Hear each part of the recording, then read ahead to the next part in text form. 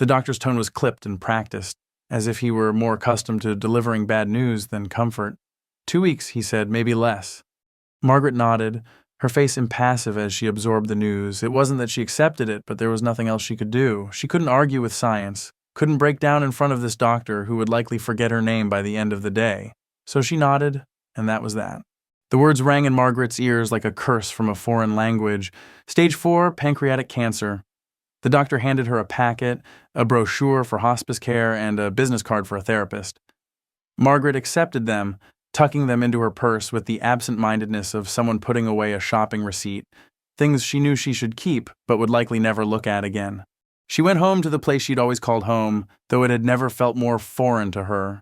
Her condo, usually so quiet and tidy, now seemed to echo with the sound of the clock ticking louder than it ever had before.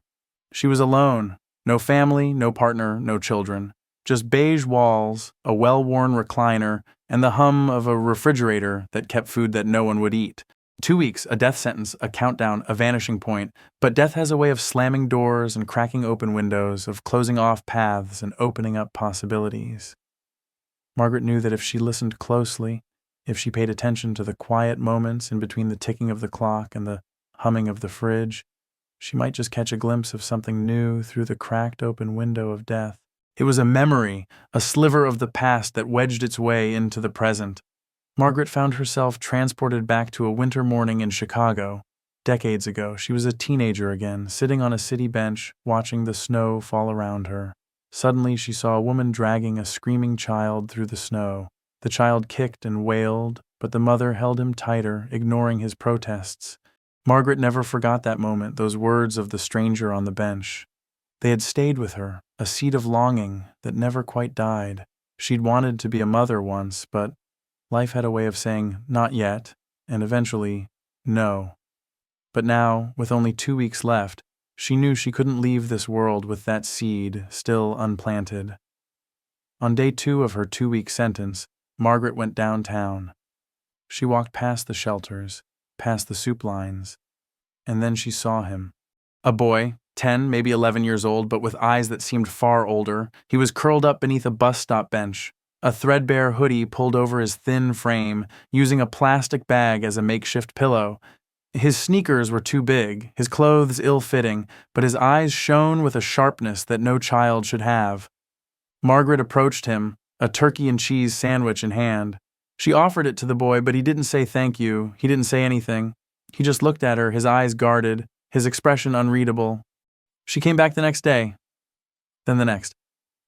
"Why do you keep bringing me food?" he asked on day 5. "Because you're hungry," Margaret said, her voice patient and calm. The boy squinted at her, his eyes narrowed with suspicion. "What's the catch?" he asked, his voice guarded and cautious. Margaret met the boy's gaze with unwavering kindness. "No catch." The boy didn't seem convinced. "You feel sorry for me?" he asked. "No," Margaret replied.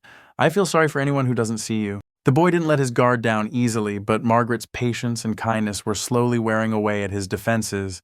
He finished every bite of the sandwich, pretending not to care, but the gratefulness shone through in the way he savored each morsel. On day 6, Margaret decided to take a step forward. "What's your name?" she asked. The boy hesitated for a moment, as if unsure whether he should answer, but then he spoke. "Zion," he said. "Zion," Margaret repeated, the name rolling off her tongue like a prayer. Margaret was undeterred. The next morning, she walked into the city's family services office, a newfound determination burning in her chest. "I want to adopt," she declared. The caseworker blinked, as if he hadn't heard her correctly. "Adopt?" he echoed, his brow furrowing in confusion. "Ma'am, you just told me you have 2 weeks to live." Margaret's jaw clenched, her resolve unshakable. "If I had 2 minutes to live, I'd still want him to have a home," she said, her voice unwavering. The caseworker gave her a skeptical look. "You do realize how this looks, right?" he asked, his tone cautious and almost accusing. "You, an older white woman swooping in to adopt a black child you don't even know? Some people would call that, well, let's just say it doesn't look good." Margaret didn't flinch, her gaze steady and determined. "I know what they call it," she acknowledged, a softness in her voice. "But I also know what loneliness feels like, and I can see that in Zion. I've had a lifetime of it. I'm not trying to fix him, I'm trying to love him." The caseworker was taken aback, a mixture of surprise and curiosity on his face. You won't live to see him graduate middle school, he pointed out, his voice still tinged with skepticism. Margaret's voice was steady and certain. Maybe not, she admitted, but he'll remember that I showed up. He'll remember that someone cared. The caseworker seemed to consider this, his expression shifting slightly. They didn't let Margaret adopt, not officially, not yet. The bureaucracy moved slower than dying, and there were too many hurdles to jump, too many forms to sign. But they granted her temporary guardianship because no one else had come for Zion. No family members, no friends, no one from his past who had the means or the will to care for him. Once Zion entered Margaret's condo, it was as if a weight settled upon him. He moved with an eerie quietness, walking from room to room as if he were in a museum, afraid to touch anything for fear of shattering the delicate stillness. He didn't trust the warmth that enveloped him in her home, or the kindness that she radiated. He inspected expiration dates on food, still cautious of being poisoned, and he slept with his shoes on, ready to bolt at the slightest sound. One evening, as the shadows lengthened across the room, Zion broke the silence. I don't get you, he said, his voice thick with wariness. People don't just do this. Take in a stranger, feed him, talk to him. Why are you doing this? Margaret looked at him with a smile that was both sad and genuine. Maybe people should, she replied. Zion stared at her, as if trying to understand how a person could be made of such fragile, delicate pieces. Margaret nodded, acknowledging the weight of his question. So what's the point? Zion asked, his voice tinged with a mix of frustration and curiosity. Margaret smiled, her gaze soft and understanding. Because dying doesn't stop me from loving you, she replied, her voice gentle and sincere. Just because I won't be here forever doesn't mean I can't show you what love feels like. That's the point. The 13th night passed, the air growing colder as the winter crept closer. Margaret found Zion asleep on the couch, his thin body curled around the edges of the blanket she'd knit when she was young and full of hope. She sat beside him, her voice soft and steady as she read from the pages of The Velveteen Rabbit. The words flowed from her lips, weaving a tapestry of comfort and magic that seemed to surround them both. Margaret's voice was warm and steady as she read the words aloud. You become real when someone loves you, when someone sees you as real, she recited, her eyes never leaving the page. In the stillness of the night, Zion stirred. His voice was barely audible, a whisper in the darkness. I don't want you to die, he murmured, half asleep but entirely present in that moment. Margaret's response was honest and raw. I don't either, she whispered, her voice catching slightly in her throat. And then, Day 14 arrived.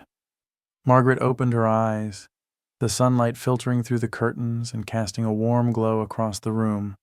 She blinked, surprised to find herself awake, to find herself alive. The birds chirped outside, the sound a gentle reminder of the world beyond her walls. She took a deep breath, her chest rising and falling in a rhythm that was almost comforting. Margaret let out a breath, almost a laugh at the absurdity of it all. Still here, she murmured to herself, her voice trembling with a mixture of disbelief and relief. Across the room, Zion sat at the kitchen table, a half-eaten bowl of cereal in front of him. He looked up, his eyes meeting hers with a mixture of confusion and hope. You didn't die, he said, a statement more than a question. No, Margaret replied, tears welling in her eyes. Not today. Time passed, but it moved differently now. The days and weeks slipped by like ribbons of water, shimmering and unpredictable. The pain came, sometimes like a knife, sometimes like a bruise. But Margaret endured. She was still here, still breathing, still reading, still folding laundry and making grilled cheese sandwiches for Zion, still laughing at cartoons she'd long forgotten. On day 35, Margaret returned to the doctor, her heart full of trepidation and hope. The doctor studied her scans, his brow furrowed in confusion. I don't know how to explain this, he murmured, his voice filled with wonder and disbelief. You should be gone, but you're not. Zion started calling her Mama M by month 2. She tried not to cry the first time he said it, but he saw her wiping her eyes anyway, and he didn't make fun of her like other boys might have. And one night, as summer softened into fall, Zion stood in the doorway to her room. I think I was dying too, he said. She blinked. What do you mean? She asked, her voice concerned. Not like dying, he clarified, searching for the right words, but inside before you found me. Margaret reached out and took his hand, her touch warm and comforting. I think we both started living at the same time, she said, her voice full of understanding.